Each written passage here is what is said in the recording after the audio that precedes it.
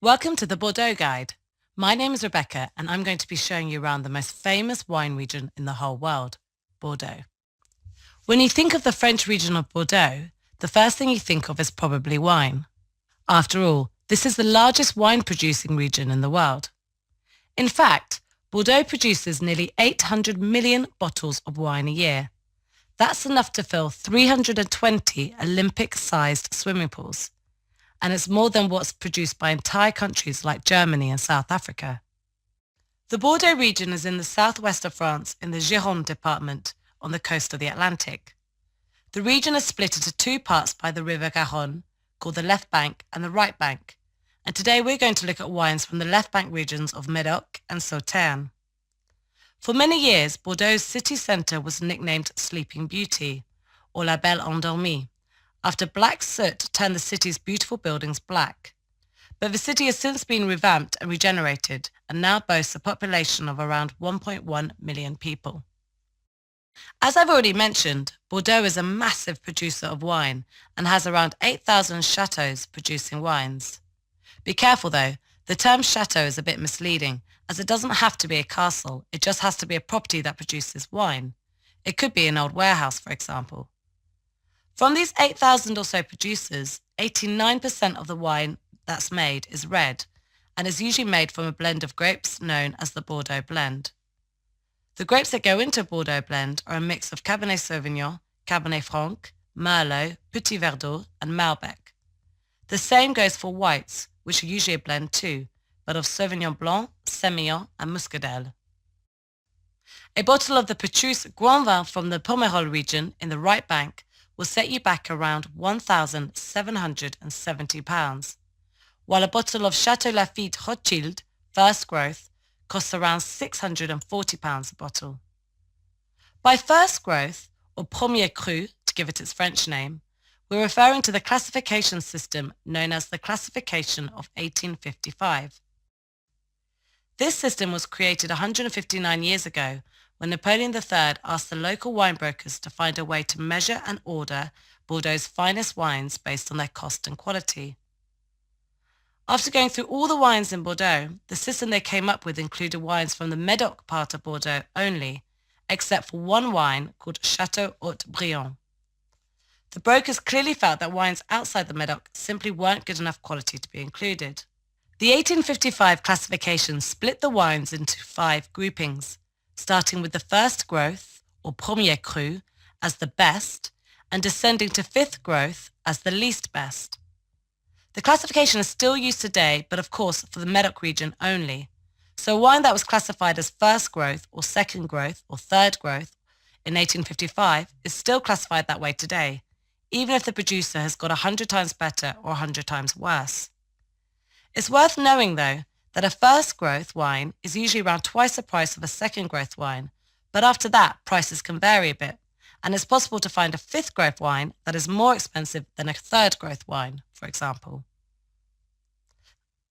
If you're wondering why nobody has challenged the 1855 classification, don't worry, they have. In 1976, a British wine merchant called Stephen Spurrier organised a blind tasting of the finest quality wines from Bordeaux and California. He called together 9 of the world's top wine experts and sommeliers and held a blind tasting in Paris. Each judge tasted the wines and was asked to rate them out of 20. At the time, Spurrier believed that the best wines had to be French. He was wrong. A Californian wine won in every single category, and the results sparked a huge controversy, with some of the judges believing it to have been a fraud and the French wine industry refusing to acknowledge the tasting. The impact was so major that it shocked the world and revolutionized wine by encouraging the production and expansion of new world wines. It's a truly amazing story, and you can find out more by watching the Hollywood film Bottle Shock, which stars Alan Rickman as Stephen Spurrier. The 5 first growth wines, and you'll probably recognize these names, are the one I've already mentioned, the Château Lafite Rothschild, Château Latour, Château Margaux, Château Haut-Brion, which is the one that's not from the Médoc area, and Château MOUTON Rothschild. The history of wine in Bordeaux is a brilliant one, and Britain plays a big part. Like most of France, the first vines arrived with the Romans, and the industry continued to grow and develop. Until the 12th century, when Henry Plantagenet married Eleanor of Aquitaine and became the King of England, Henry III. And it's because Bordeaux is in the heart of the Aquitaine region that wines from Bordeaux were then exported to England and became very popular there. They became so popular that the whole industry was built around exporting wine to Britain. Most of the wine exported was made in the style of a wine called claret, and some historians believe that this led to the term claret being used by Brits to describe Bordeaux wines. It was also around this time that the first 75 centilitre wine bottle was produced. In fact, part of the reason why we all drink from a 75 centilitre wine bottle is because it was the optimum size for importing wine from France into England during the 12th century. However, the export of wine stopped around the 14th century when the 100 Years' War between France and England broke out, but soon resumed after the war finished. Until now, most of the wine exported had been from the GRAPE region of Bordeaux, and it wasn't until the 17th century that Malbec vines were planted in the Medoc region by Dutch traders who drained the wet soils. These Malbec vines were then replaced with Cabernet Sauvignon around the early 1800s, and then in 1855 came the legendary wine classification.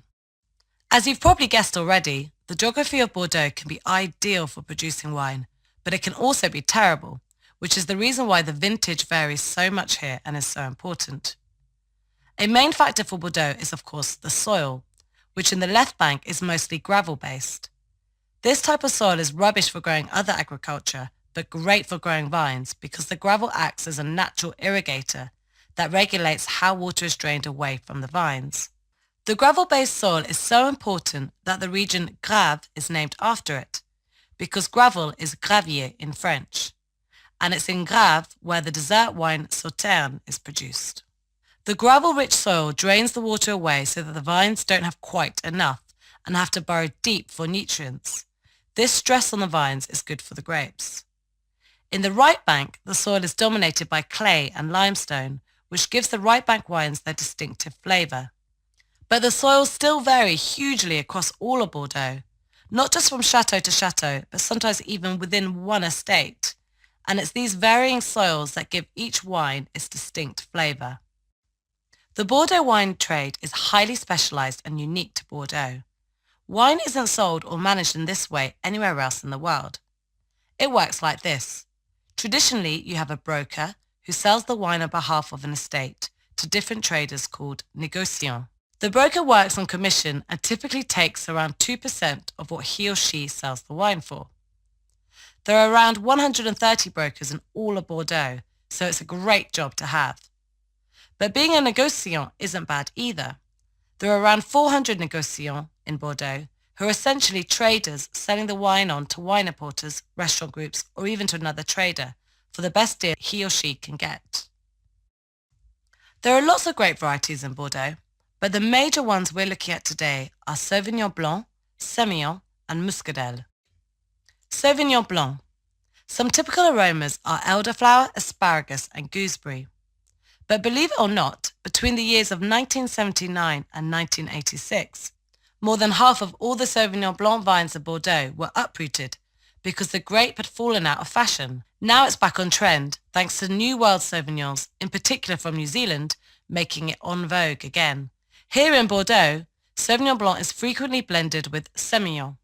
Semillon. This is another grape that produces crisp, dry white wines, but also sweet wines like Sauterne, which is a blend of Semillon, Sauvignon Blanc, and Muscadelle. It has a low acidity, which is why it works so well with Sauvignon Blanc, and can have notes of citrus and honey. Muscadelle. This grape is almost always blended, and it's the third grape that's sometimes used to make Sauterne, though only a little of the grape is usually used. Muscadelle has floral notes and is very grapey. Four of the major grape varieties in Bordeaux are Cabernet Sauvignon, Merlot, Cabernet Franc, and Malbec. Cabernet Sauvignon is the most planted grape in the Medoc region of the left bank. As the name suggests, the vine is actually a cross between Cabernet Franc and Sauvignon Blanc, but nobody knows how or even when this happened. In fact, it was only discovered that it was a hybrid of two vines in 1997, when a team of scientists began examining its DNA structure. Cabernet Sauvignon has powerful aromas of black currants and can smell of cedar, cigar boxes and tobacco, especially when matured in oak barrels, as is the case in Bordeaux. Merlot is famous for being blended with Cabernet Sauvignon and is a dominant wine in most of the Bordeaux blends. It has notes of black cherry, raspberry and plum. Cabernet Franc is a black grape variety that is mainly grown for blending with Cabernet Sauvignon and Merlot. It is a lighter, more delicate and aromatic wine than Cabernet Sauvignon and has notes of pepper, raspberry and tobacco. In October's tasting, we discovered the powerful Malbecs from Mendoza in Argentina. But Malbec's origins are here in Bordeaux, where it's known as Côte. It used to be the most commonly planted grape in the region, but isn't so widely planted today. Typical notes you'll find in a French Malbec are leather, currant and black plum. You'll have heard the term Appellation d'origine contrôlée before, and you'll often see it shortened to AOC. These are wine regions that have met certain standards of production and quality.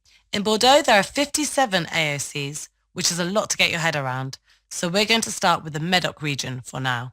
The Médoc region is on the left bank of the River Gironde and is dominated by Cabernet Sauvignon.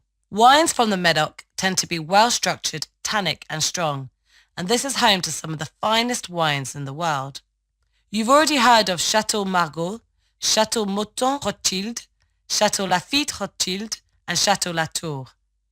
The key appellations you'll find within Médoc are Saint-Estèphe, Pauillac, Saint-Julien and Margaux, and all four appellations produce excellent wine. Back in 1922, the then owner of the estate was Philippe de Rothschild, and he decided to break with centuries of convention and bottle all the wine from the estate at the property itself. Before then, all wine had been sold in barrels, with the bottling taking place elsewhere. Not only did he bottle the wine, but he commissioned a famous artist from the time called Jean Carlu to design the label, and the first wine trademark was created. Since then, dozens of incredible artists have been commissioned to design a label for each new vintage of Château Mouton Rothschild. These include, are you ready? Jean Cocteau, Salvador Dali, Juan Miró, Pablo Picasso, Andy Warhol, Francis Bacon, Lucian Freud, Anish Kapoor, and in 2010, Jeff Koons. So, to summarise then, Bordeaux is famous for its blend of Cabernet Sauvignon, Merlot and Cabernet Franc, known as the Bordeaux blend, for being the largest wine-producing region in the world, for having some of the most expensive wines in the world, like Château Lafite Rothschild, for its highly specialized trading system with brokers and négociants, for the 1855 classification of first to fifth growth wines, for wine labels designed by contemporary superstar artists like Picasso and Andy Warhol, and for inventing the 75 centiliter wine bottle, and plenty more.